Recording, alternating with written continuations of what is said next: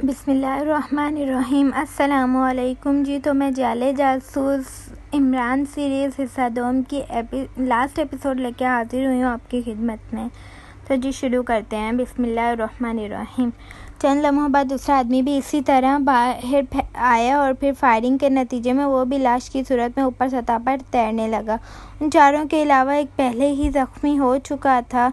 चकूफ समझ गया कि अंदर से मुर्दा आदमियों को बाहर फेंका जा रहा है। शायद वो 4 आदमी जो मुजरिमों के साथ अंदर दाखिल हुए थे वो मुजरिमों के हाथों मारे जा चुके थे और अब उन्हीं को बाहर फेंका जा रहा था। और फिर तीसरा जिस्म बाहर आया, मगर उसके वो साथी जो पानी में तैर रहे थे उन्होंने उस पर फायर ना किया, क्योंकि वो अब असल सूरत हाल समझ चुके थे। मगर वो आदमी पानी में गिरते ही तेज़ी से आबदोस के पैंदे की तरफ बढ़ता चला गया और फिर उसने पानी के अंदर ही शोले तैरते देखे और फिर आदमी लाशों में तब्दील होकर पानी की सतह पर उभरते चले आए। चकूफ को ज़्यादा फिक्र एवानूस की थी, क्योंकि वो भी पानी में ही मौजूद था, लेकिन वाज़ेह तौर पर मालूम ना हो रहा था कि वो इस वक्त किस पोजीशन में है और इसी वजह से वो कोई इकदाम भी ना कर सकता था। इसी लम्हे उसने एवानूस को आबदोस पर चढ़ते देखा। वो ढक्कन की तरफ खिसक रहा था, मगर दूसरे लम्हे उसने ढक्कन की आड़ से एक मुजरिम को पानी में छलांग लगाते देखा। वो छलांग लगाते वक्त एवानूस को ना देख सका था।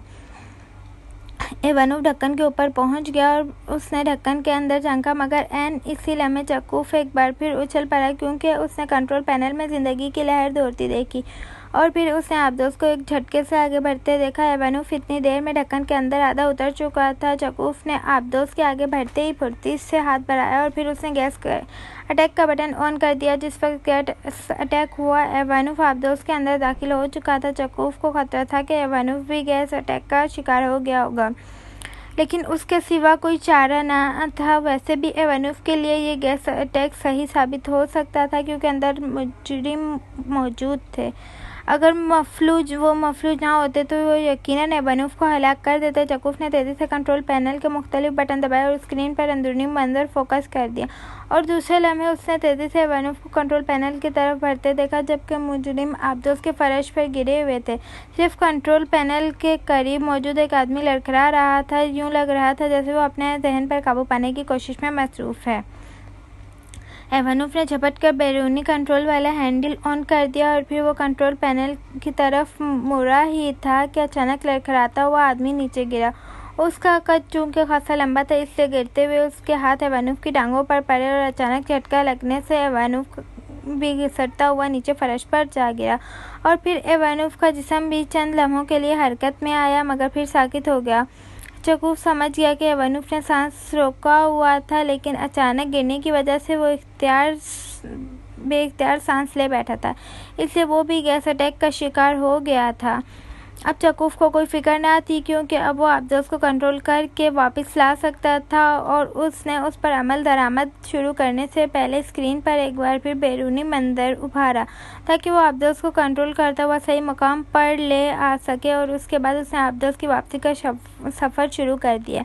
थोड़ी देर बाद जब आबदोस अपने असली मकाम पर पहुंच गई तो उसने फर्श हटाने वाला बटन दबाया और आबदोस पानी के ऊपर उभरती चली गई। अब उससे कोई फिक्र ना थी, क्योंकि आबदोस के अंदर सब लोग वाकई मफलूज पड़े हुए थे, जबकि पहले शायद उन लोगों ने डांच दिया था, लेकिन इस बार डांच का सवाल ही पैदा न हुआ था, वरना वो लोग एवानूस को बैरूनी कंट्रोल का हैंडल ऑन ना करने देते। लेकिन उसके जहन में वो मुजरिम शख्स उस वक्त सामने आया जब आबदोस मुकम्मल तौर पर बाहर निकल आई और उसके नीचे फर्श बराबर हुआ तो उसने उस आदमी को दरवाजे से हैंडल की तरफ छलांग लगाते देखा। दूसरे लम्हे वो हैंडल खींच चुका था और फर्श एक बार भी खुल गया और आबदोस एक बार भी पानी में बैठना शुरू हो गई। इसी लम्हे उस आदमी ने छलांग लगाई और वो आबदोस के ऊपर चढ़कर खुले ढक्कन के अंदर पहुंच गया। चकूफ ने तेज़ी से उस बटन की तरफ दोबारा हाथ बढ़ाया जिससे आबदोस को बाहर निकाला जाता था, लेकिन इससे पहले कि वो बटन दबाता बैरूनी कंट्रोल पैनल साकित होता चला गया। चकूफ ने मायूसाना अंदाज में हाथ पीछे खींच लिया। अब वो आबदोस को बाहर से कंट्रोल ना कर सकता था, क्योंकि उसका हैंडल एक बार फिर ऑफ हो चुका था। चकूफ का दिमाग घूम गया। अजीब मुजरिम थे जो मुसलसल चक्कर दिए चले जा रहे थे। कभी आबदोस आ रही थी, कभी जा रही थी। इसलिए हमें उससे ख्याल आया कि उस आदमी पर भी गैस अटैक किया जाए। चुनांचे उसने गैस अटैक वाला बटन दबा दिया, क्योंकि जब तक आबदोस जजीरे के अंदर थी उस वक्त तक गैस अटैक किया जा सकता था। गैस अटैक करने के बाद उसने मंदिर बदलने शुरू कर दिया, मगर अंदरूनी मंदिर स्क्रीन पर उभरते ही वो चौंक पड़ा। अंदर मौजूद आदमी गैस मास्क पहने हुए था। जाहिर है गैस मास्क की वजह से वो गैस अटैक से बच गया था। आबदोज़ एक बार फिर इंतहाई तेज़ रफ्तारी से जजीरे से बाहर निकली जा रही थी, लेकिन शकूफ अब बेबस था। वो उसे कंट्रोल ना कर सकता था। हिफाज़ती दायरा भी ख़त्म हो गया था, वरना वो हिफाज़ती दायरे में फैली हुई शुआओं की मदद से ही कंट्रोल कर लेता। चुनांचे वो तेज़ी से एंटी मैग्नेट फायर करने वाली मशीन की तरफ दौड़ा। उसने उसके मुख्तलिफ बटन दबाए, लेकिन मशीन साकित रही तो वो बेख्तियार उछल पड़ा। जल्दी में उसे ख्याल ही ना रहा था कि मशीन में उस वक्त एक ही एंटी मैग्नेट बम मौजूद होता है जिसे वो पहले ही फायर कर चुका था। इसलिए अब जब तक दूसरा बम उसमें ना डाला जाता मशीन ना चल सकती थी। वो मशीन छोड़कर दोबारा कंट्रोल पैनल की तरफ लपका और स्क्रीन पर नजरें डालने के साथ साथ उसने तेज़ी से इंटरकॉम का रिसीवर उठाकर एक बटन दबाया। यह शोभा स्टोर दूसरी तरफ से आवाज़ सुनाई दी। चकूफ बोल रहा हूँ, फ़ौरन एक एंटी मैग्नेट बम लेकर ऑपरेशन रूम में पहुँचो, फ़ौरन 1 मिनट में, चकूफ ने चीखते हुए कहा।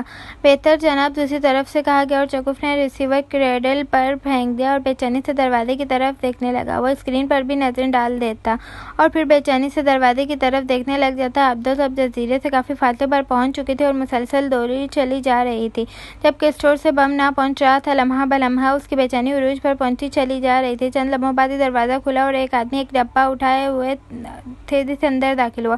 लाओ मुझे दो, चकूफ ने तेजी से भरकर उसके हाथ से डब्बा छीनते हुए कहा और उसने फौरन उल्टे सीधे हाथ मारकर डब्बा फाड़ कर अलहदा किया और उसमें मौजूद बेज़वी शक्ल का छोटा सा बम उसने निकाला और फिर उसने मशीन में बने हुए एक छोटे से खाने में उसे डालकर बटन दबा दिया। खाना बंद हो गया और चकूफ इस मशीन को ऑपरेट करने में मसरूफ़ हो गया। उसने मशीन ऑन की और फिर उस पर आबदोज़ को फोकस करने लगा और फिर आबदोज़ का फोकस करने के बाद उसने फायर ऑपरेटिंग बटन दबा दिया। बटन दबते ही मशीन में से तेज़ सीटी की आवाज़ गूंजना शुरू हो गई, जिसका मतलब था बम अपने टारगेट की तरफ रवाना हो गया है। चकूफ बटन दबाकर वापस कंट्रोल पैनल की तरफ बढ़ता चला गया ताकि वो बम की कारकर्दगी का इत्मीनान से मुजाहिरा कर सके।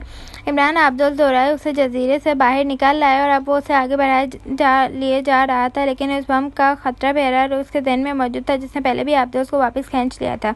उसकी नज़रें स्क्रीन के इस हिस्से पर जमी हुई थी जहां से बम आता हुआ दिखाई देता। आबदोज़ इंतहाई तेज़ रफ्तारी से पानी के अंदर उड़ी चली जा रही थी और इमरान सोच रहा था कि काश वो इतने फासले पर निकल जाने में कामयाब हो जाए जिससे उसे वापस ना खींचा जा सके, मगर उसकी दुआ कबूल नहीं, क्योंकि अचानक उसने जजीरे के करीब पानी का तूफान देखा और वो समझ गया दोबारा वही खींचने वाला बम फायर कर दिया गया। मगर इस बार चूंकि वो पहले से चौकन्ना था, इसलिए उसने आबदोज़ की रफ्तार कम की और फिर तेज़ी से उससे मोड़कर उसका रुख जजीरे की तरफ कर दिया। आबदोज़ चक्कर काटकर जैसे ही सीधी हुई उसने स्क्रीन पर दूर से बम को तेज़ी से आबदोज़ की तरफ लपकते देखा तो इमरान को अचानक जीरो बम का ख्याल आ गया। शायद जीरो बम फायर करने से वो इस बम की ताकत तोड़ लेने में कामयाब हो जाए। वो सिर्फ एक लम्हे के लिए हिचकिचाया। उसके ख्याल के मुताबिक वो अभी जजीरे के गिर्द फैले हुए हिफाज़ती दायरे से बाहर ना निकला था और हिफाज़ती दायरे में बम फायर करने के बाद नतीजा उलट निकलता और बम हिफाज़ती छाओं के जाल से टकरा कर वापस आबदोज़ से आ टकराता। नतीजे में आबदोज़ के परखच्चे उड़ सकते थे, लेकिन अब उसके सिवा और कोई चारा ना था। उसे सही अंदाज़ा ना था कि हिफाज़ती दायरा कितने फासले तक फैला हुआ है। उधर वो खींचने वाला बम इंतहाई तेज़ रफ्तारी से भरा चला आ रहा था। उसने जीरो बम फायर करने वाले बटन की तरफ हाथ बढ़ाया, मगर फिर हाथ वापस खींच लिया क्योंकि वो इस पोजीशन में रिस्क ना ले सकता था। वो किसी सूरत आबदोज़ की तबाही गवारा ना कर सकता था, इसलिए उसने फ़ौरन ही जहन बदल दिया और दूसरे लम्हे उसने उस आबदोज़ को ऊपर सतह पर ले जाने वाला बटन दबा दिया। आबदोज़ एक झटके से ऊपर उठने लगे और जब तक वापस खींचने वाला बम आबदोज़ के करीब पहुंचा, आबदोज़ उसकी सतह से बहुत ऊंची उड़ चुकी थी। मगर दूसरे लम्हे इमरान ने होंठ भैंच लिए क्योंकि बम ने तेज़ी से करीब आकर अपना रुख बदला और फिर वो भी अपनी सतह आबदोज़ के साथ साथ बुलंद करता चला गया और फिर इमरान ने फुर्ती से आबदोज़ को नीचे ले जाने वाला बटन दबा दिया और आबदोज़ ऊपर उठते उठते एकदम नीचे बैठने लगी और फिर पानी की एक तेज़ लहर के साथ वो ख़तरनाक बम लांच के ऊपर से गुजरता चला गया और इमरान के लबों पर मुस्कुराहट फैलती चली गई। वो बम को धोखा देने में कामयाब हो चुका था और इससे वो ये समझ गया कि ये बम खुदकार ना था बल्कि उसे कहीं से कंट्रोल किया जा रहा था। इसीलिए आखिरी वक्त में आबदोज़ बैठ जाने की वजह से बम को ऑपरेट करने वाला मात खा गया और बम टारगेट पर ना पड़ सका। बम आगे निकल गया और अब इमरान की नज़रें स्क्रीन के उस हिस्से पर जमी हुई थी जहाँ से उसे वो बम जाता हुआ साफ नज़र आ रहा था। अब वो सोच रहा था कि कहीं बम को वापस ना पलट दिया जाए, इसलिए वो आबदोस को एक जगह पर ठहराए हुए थे, लेकिन बम वापस ना लौटा बल्कि ऐसा ऐसा स्क्रीन से गायब होता चला गया। इमरान ने इत्मीनान के एक तवील सांस लेते हुए लांच को एक बार फिर चक्कर दिया और उसका रुख मोड़कर उस तरफ चल पड़ा जिधर वो बम गया था, यानी जजीरे की मुखालिफ सीमत में। अब वो मुतमईन था, अब अगर कोई और बम फायर किया गया तो वो उसकी जद से बाहर हो जाएगा। उसने मुंह से गैस मास्क उतार दिया क्योंकि उसके ख्याल के मुताबिक अब वो हिफाजती दायरे से बाहर आ चुके थे। कंट्रोल पैनल को छोड़कर वो तेजी से उस खुफिया स्टोर की तरफ बढ़ा। उसने बॉक्स खोलकर उसमें मौजूद मजीद सिरिंजें निकाली और फिर उसने अपने साथियों को इंजेक्शन लगाने शुरू कर दिए।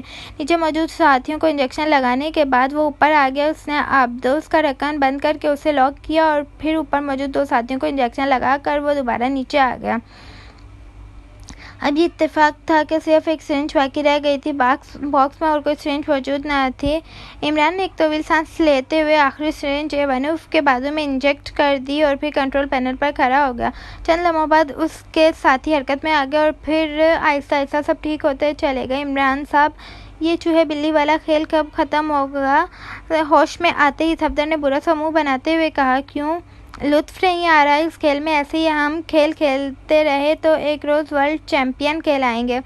इमरान ने मुस्कुराते हुए कहा। इसी लम्हे ऊपर मौजूद उसके 2 साथी भी नीचे आ गए। उधर एवानोव उठकर बैठ गया, अलबत्ता उसके चेहरे पर परेशानी और मायूसी के असर नुमाया थे। तुम एक बार फिर निकल आने में कामयाब हो गए। मैं तसव्वुर भी ना कर सकता था कि ऐसा हो सकता है।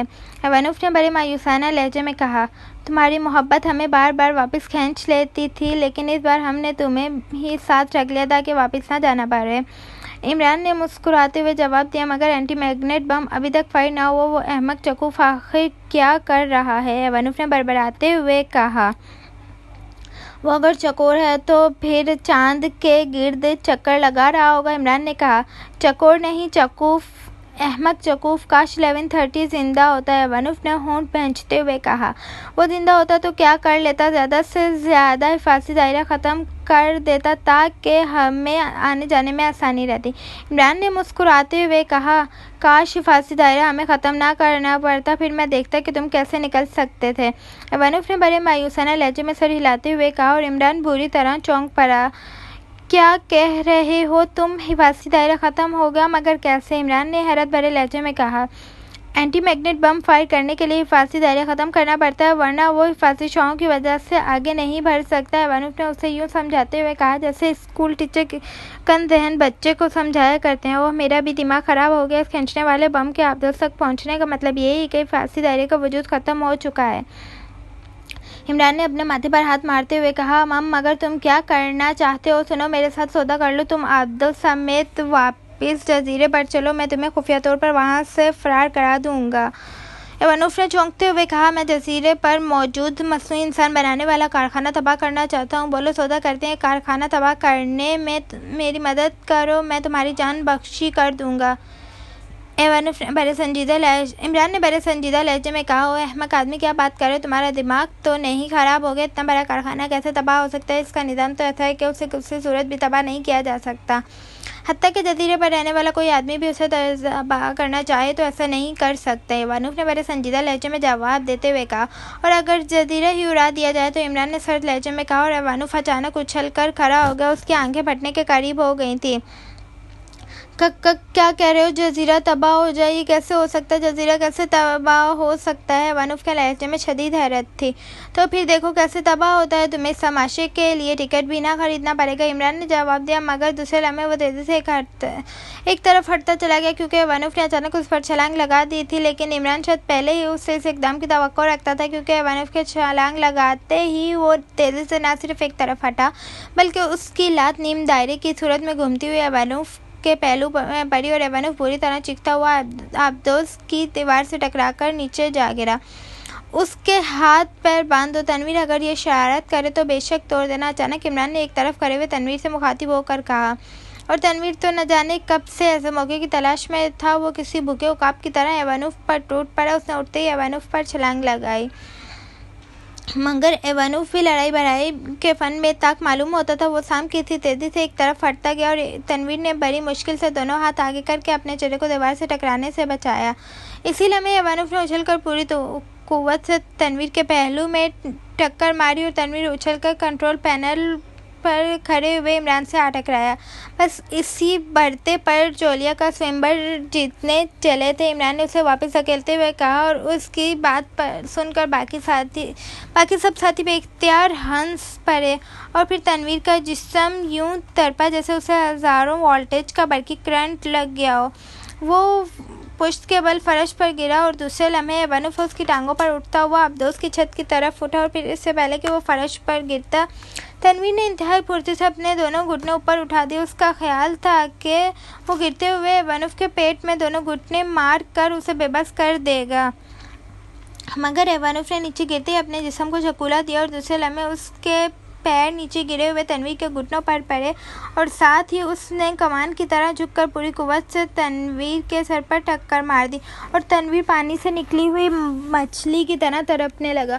घुटनों पर अचानक ज़बरदस्त दबाव पड़ने और फिर जोरदार टक्कर ने तनवीर के होश उड़ा दिए थे। एवानुफ खौफनाक दबाव लगाकर कलाबाजी खाता हुआ उठ खड़ा हुआ, मगर उसके खड़ा होते ही अचानक तनवीर उछला और दूसरे लम्हे यूं महसूस हुआ जैसे बिजली चमकी और एवानुफ चीखता हुआ उछलकर दिरो बम बनाने वाली मशीन पर जा गिरा।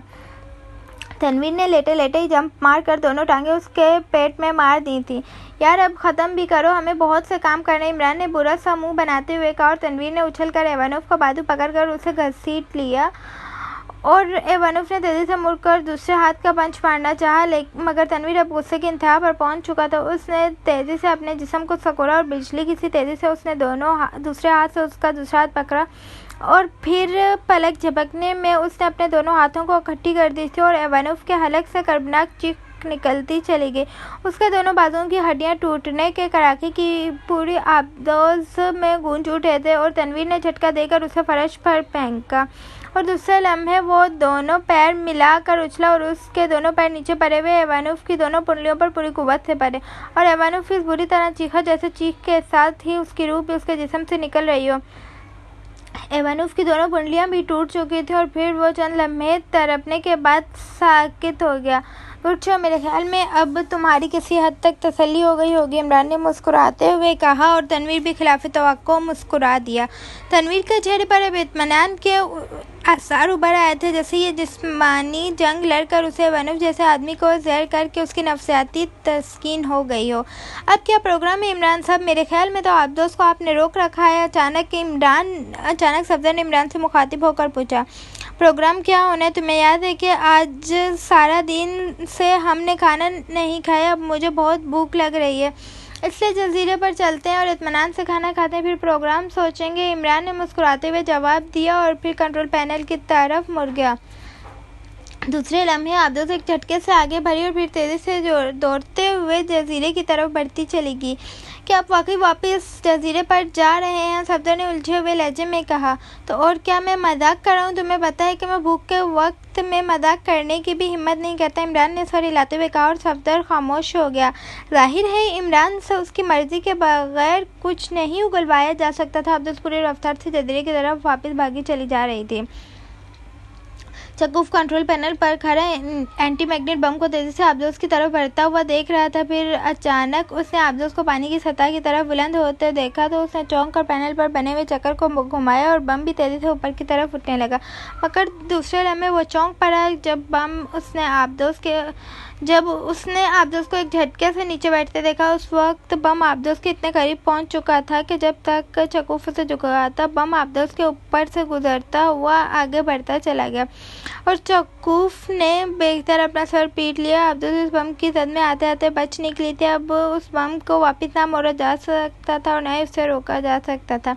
बम एक मखसूस फासले तक कंट्रोल पैनल से मुंसलिक रहा, फिर अचानक उसका राब्ता ख़त्म हो गया और चक्कूफ समझ गया कि बम अब खुद ब खुद रुक कर पानी की तह में हमेशा के लिए बैठ जाएगा। उसने तेज़ी से इंटरकॉम का रिसीवर उठाया, फिर उसने एक बटन दबा दिया। यह शोभा स्टोर, एक और एंटी मैग्नेट बम ऑपरेशन रूम में भेज दो जल्दी, चक्कूफ ने तेज़ लहजे में कहा। सॉरी जनाब, इस स्टोर में सिर्फ एक ही बम था और बम मौजूद नहीं है, दूसरी तरफ से कहा गया। ओह ये तो बहुत बुरा हुआ, चक्कूफ ने परेशान लहजे में कहा और रिसीवर एक झटके से क्रेडल पर फेंक दिया। अब इस आबदोस को कैसे वापस लाया जाए? चकूफ ने बड़बड़ाते हुए कहा, बॉस क्यों ना उसे तबाह कर दिया जाए। अचानक करीब खड़े एक नौजवान ऑपरेटर ने मौतबाना लहजे में राय देते हुए कहा, अहमक हो तुम, इतनी कीमती और जदीद तरीन अफजल चंद मुजरिमों की खातिर तबाह कर दीजिए और फिर चीफ बॉस भी तो उसी में है। चकूफ ने उसे बुरी तरह झाड़ते हुए कहा, मेरा ख्याल है कि 2-3 अफजल भेजकर उसे ज़बरदस्ती वापस आने पर मजबूर कर दिया जाए। एक और ने राय दी, नहीं ऐसा नहीं हो सकता, ये हमारे जजीरे पर सबसे जदीद तरीन और खौफनाक असले की हामिल अफजल है। बाकी अफजल एक लम्हे के लिए भी इसका मुकाबला नहीं कर सकती, बल्कि होगा ये कि हम दूसरे अफजलों से भी हाथ धो बैठेंगे। चकूफ ने इनकार में सर हिलाते हुए जवाब दिया और फिर उससे पहले कि कोई और तजवीज़ पेश करता अचानक मेज पर पड़े हुए टेलीफोन की घंटी बज उठी और चकूफ ने चौंक कर रिसीवर उठा लिया। Yes, Chakuf speaking from main operation room, Chakuf ने स्पार्ट लहजे में कहा। शोभा आउट कंट्रोल पार्टी के वर्किंग चीफ कॉमरेड डालोफ जजीरे पर पहुंचने वाले हैं। चीफ बॉस कहा, दूसरी तरफ से कहा गया। ओह, मगर उन्होंने तो 1 घंटे बाद पहुंचना था। चकूफ ने चौंकते हुए हाथ पर बंधी हुई घड़ी की तरफ देखते हुए कहा, 1 घंटा होने वाला है, वो चंद मिनट बाद जजीरे पर पहुंच जाएंगे। चीफ बॉस से बात करवाओ, दूसरी तरफ से कहा गया। चीफ बॉस जजीरे पर मौजूद नहीं है, मैं कंट्रोल पैनल पर मौजूद हूँ, आप पार्टी के वर्किंग चीफ को यहाँ ले आए। चकूफ ने जवाब दिया और रिसीवर रख दिया। जाहिर है अब वो और कह भी क्या सकता था। उसके साथ ही वो पार्टी के वर्किंग चीफ के आने पर खुश भी था, क्योंकि इस तरह उसकी जिम्मेदारी ख़त्म हो जाती है और कॉमरेड डालो जैसे कहेंगे वो वैसे ही करेगा। हो सकता है वो अफजल सभा करने का हुक्म दें, क्योंकि वो ऐसा हुक्म देने का मजाज से वो वर्किंग पार्टी के चीफ की अथॉरिटी को अच्छी तरह जानता था। रूसिया पर कम्युनिस्ट पार्टी की हुकूमत थी और पार्टी ही सदर मुमलिकत से लेकर तमाम ओहदेदार तैनात करती थी, और इस पार्टी का वर्किंग चीफ का मतलब था सदर मुमलिकत से भी ज़्यादा बाइख्तियार आदमी। इसलिए जाहिर है उसके हुक्म के बाद वो ऐसी 10 अफजलें तबाह करने पर भी तैयार हो सकता था। उसने स्क्रीन पर नजरें डाली तो उसे जजीरे के काफ़ी फासले पर अफजल समंदर में डूबी हुई नज़र आ रही थी। चूँकि अब फासला ज़्यादा हो गया था, इसलिए वो उसका अंदरूनी मंजर चेक ना करता था। वह इत्मीनान से खड़ा स्क्रीन को देख रहा था। न जाने क्या बात थी कि जब से उसने वर्किंग चीफ के आने की खबर सुनी थी, उसकी तमाम परेशानी दूर हो गई थी। अब उसके चेहरे पर गहरा इत्मीनान छाया हुआ था। दरअसल अब से पहले उस पर इतनी जिम्मेदारी कभी नहीं पड़ी थी। वो तो सिर्फ हुक्म की तामील करने का आदी था, इसलिए उसे ज़हनी तौर पर यह इत्मीनान था कि अब वो सिर्फ वर्किंग चीफ के हुक्म की तामील करेगा और बस। अभी वो यही सोच रहा था कि ऑपरेशन रूम का सेफ्टी डोर खुला और एक लंबा तरंगा हुदैर उम्र का बारोब चेहरे वाला आदमी अंदर दाखिल हुआ। उसके सर के बाल कबाब से भी ज़्यादा सफ़ेद थे और चेहरा किसी बिल्डा के चेहरे की तरह चौड़ा और सख्त था। आंखों में खासा रौब दब और चमक थी। उसके साथ आउट कंट्रोल शोबे का इंचार्ज था। चकूफ और उसके साथियों ने बाकायदा रूसियाई अंदाज में उनको सल्यूट किया। मेरा नाम चकूफ है जनाब, चकूफ ने इंतहाई आजिज़ाना लहजे में कहा। यहाँ आखिर क्या हो रहा है, कहाँ है वो एवानूफ? आने वाले ने इंतहाई करकदार और पारवाब लहजे में कहा। जनाब, वो मुजरिमों के साथ आबदोज में मौजूद हैं और आबदोज हमारे कब्जे से निकल चुकी है। चकूफ ने मौतबाना बल्कि आजिज़ाना लहजे में जवाब दिया। आबदोज में मुजरिम और आबदोज कब्जे से निकल चुकी है, क्या मतलब? तफसील बताओ, आखिर यहाँ क्या चक्कर चल रहा है? ढालूफ ने पहले से ज़्यादा सख्त लहजे में कहा। जनाब, जहाँ से मुझे मालूम है मैं बता देता हूँ। चीफ बॉस एवानूफ को जजीरे से बाहर मौजूद बहरी जहाज़ कास्मोस के कप्तान ने इतला दी कि खलीज रेगा में एक बहरी तश्तरी मौजूद है, जिसमें KGB के चीफ मार्शल सातुरे नारवा बहरी बेस के चीफ खातिन और दूसरे लोग मौजूद हैं और वो जहाज़ कास्मोस में आना चाहते हैं। उधर KGB के चीफ मार्शल सातुरे की कॉल मिली कि वो अपने ज़ाती हवाई जहाज़ के ज़रिए जजीरे पर पहुंच रहे हैं। उन्हें बताया कि बहरी तश्तरी में सवार अफराद जाली हैं और गैर मुल्क के जासूस हैं। चुनांचे बास एवानूफ हेलीकॉप्टर पर सवार होकर कास्मोस जजीरे पर पहुंचे। वहां से वो उन लोगों को बेहोशी के हाल में ले आए। उनके साथ कास्मोस के जहाज़ का कप्तान भी था। इतनी देर में मार्शल सातुरे पहुंच गया और फिर न जाने क्या हुआ। ऑपरेशन रूम के इंचार्ज 1130 ने 32 अफजल में कास्मोस जहाज से लाए हुए लोगों को लुधवाया और अफजल को जजीरे से बाहर भेज दिया। चीफ बॉस एवानूफ भी पहुंच गए। फिर उन्होंने अफजल के जरिए कास्मोस जहाज़ को तबाह कर दिया, मगर अफजल का कंट्रोल भी उनके हाथ से निकल गया। 1130 ने गैस अटैक करके अफजल में मौजूद मुजरिमों को मफलूज कर दिया और दूसरी अफजल भेजकर उसे वापस मंगवा लिया। यहाँ उन मुजरिमों पर तशद्दुद किया गया, मगर फिर न जाने क्या हुआ कि एवानूफ यहाँ आ गया। उसने बताया कि 1130 मारा गया और मुजरिम दोबारा अफजल लेकर निकल गए हैं। मैंने आबदोस को कंट्रोल करना चाहा मगर वो निकल गई। अब मजबूरन एवानूफ के कहने पर हिफाजती दायरा ख़त्म करने हमने एंटी मैग्नेट फायर खोला और उसके ज़रिए आबदोस को वापस जजीरे पर खींच लिया और चीफ एवानूफ उन लोगों को तल करने के लिए कूद गए, मगर वहाँ हमारे आदमी मारे गए और मुजरिम चीफ बॉस एवानूफ को आबदोस में डालकर जजीरे से निकल गई। क्योंकि हिफाजती दायरा ख़त्म हो चुका था, इसलिए अब मैंने आबदोस को वापस लाने के लिए दूसरा एंटी मैग्नेट फायर किया, मगर वो निशाने पर ना लग सका और बम हमारे पास मौजूद ना था। इतने में आप तशरीफ़ ले आप जैसे आप हुक्म करें तामील होगी। चकुफ ने मुख्तलिफ लफ्ज़ों में सारी कहानी सुना दी। ओह, ये तो बहुत बड़ी साजिश है मुल्क के ख़िलाफ़। ये एवानूफ 1130 ये सब गद्दार हैं। उन्होंने इतनी कीमती आबदत मुजरिमों के हवाले कर दी और फिर हिफाजती दायरे को तोड़ना, ये तो नाकाबिले माफ़ी जुर्म है। इन मुजरिमों को हलाक कर दो हर कीमत पर। फ़ौरन डालूफ ने चीखते हुए कहा, जनाब उसकी तो सिर्फ एक ही सूरत है कि आप उसको तबाह कर दिया जाए, और तो कोई सूरत नहीं। चकूफ ने डरते डरते कहा, क्या कह रहे हो? तुम जानती हो कि ये कितनी कीमती और जदीद तरीन आबदत है और फिर उसमें एटमिक जहाज़ों को तबाह करने के लिए 13 बम मौजूद रहते हैं, खौफनाक बम।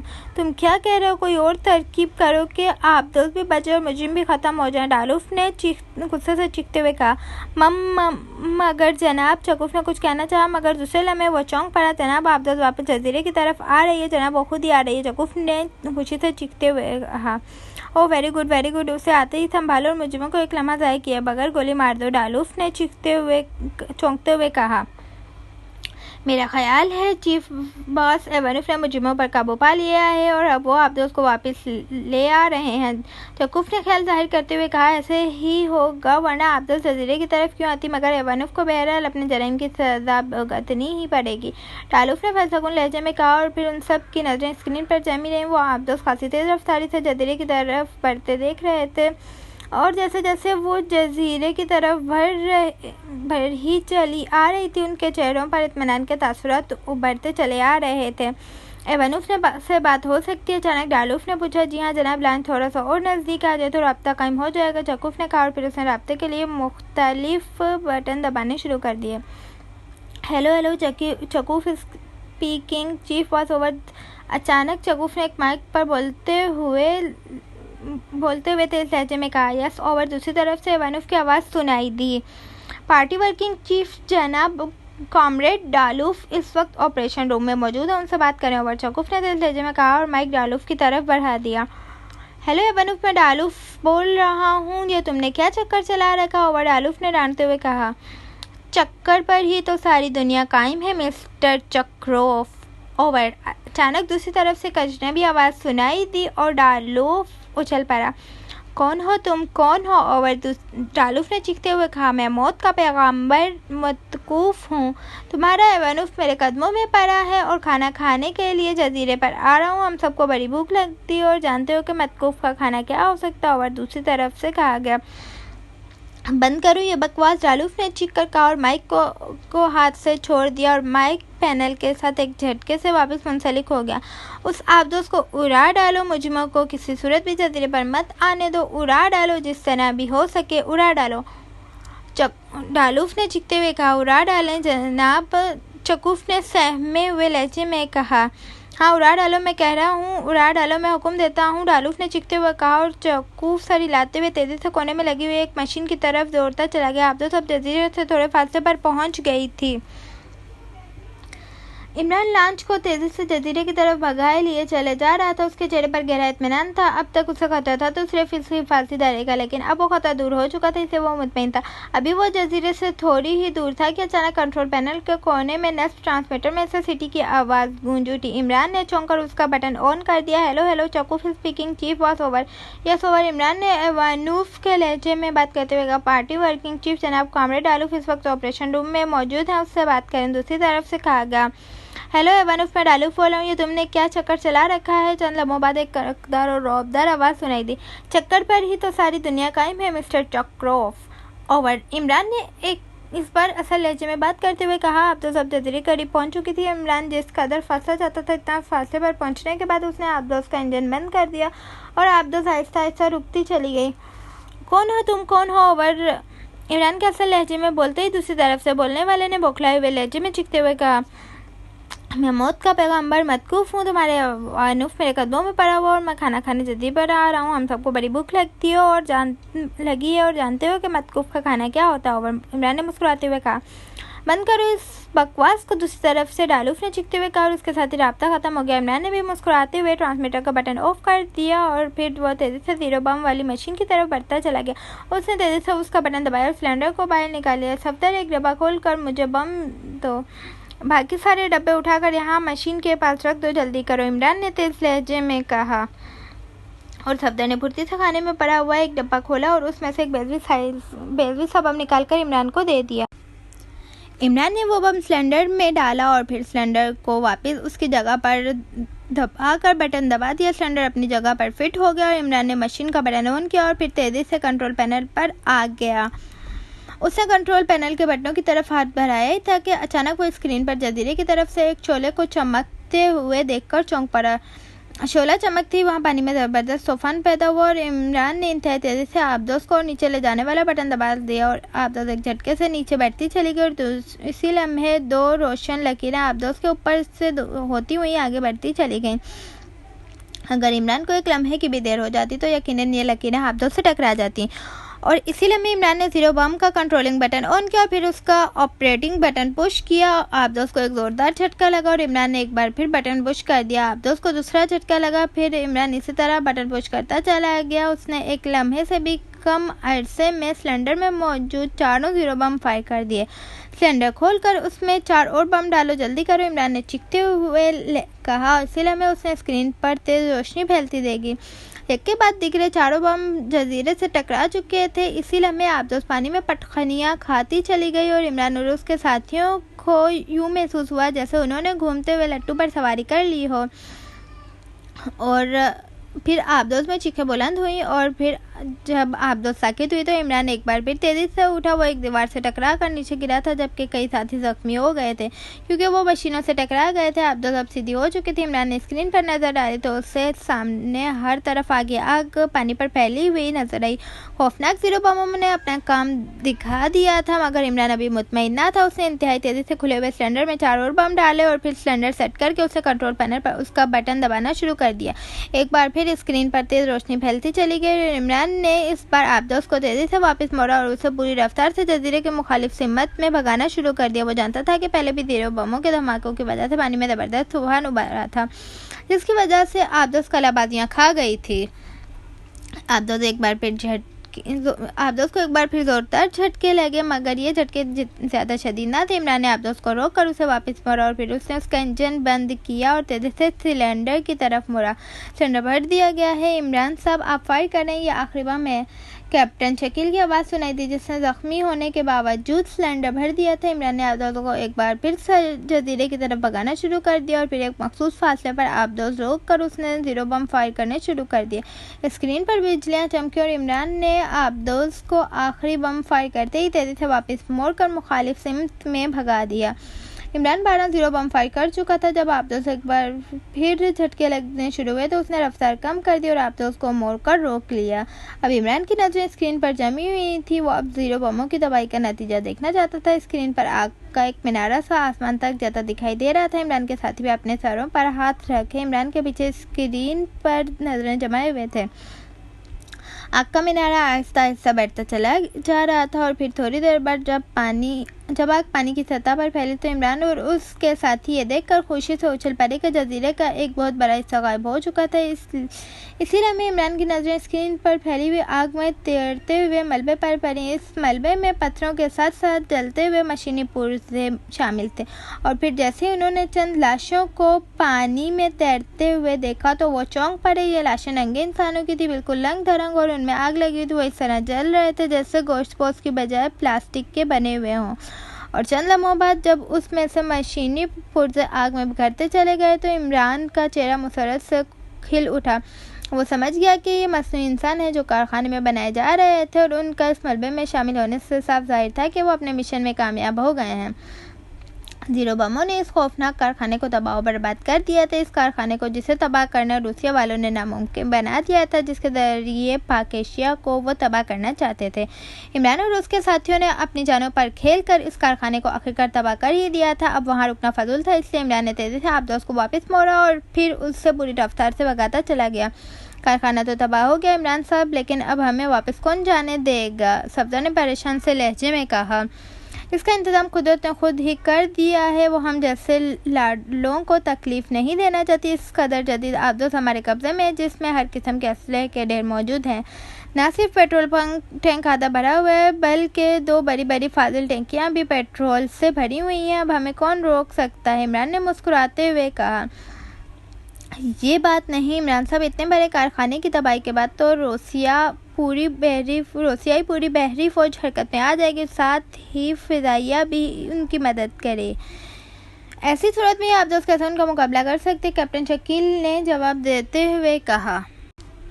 तुम्हारी बात अपनी जगह दुरुस्त है, लेकिन मुझे मालूम है कि ऐसा नहीं होगा। इमरान ने पुरएतमाद लहजे में कहा। वो कैसे? सफदर के साथ साथ सब साथियों ने चौंक कर पूछा। देखो, इस जजीरे की तबाही के मुतालिक बाहर वालों को तफसीलात का इल्म नहीं है। मार्शल जादूरे भी हलाक हो चुका है, वहाँ मौजूद सब लोग भी।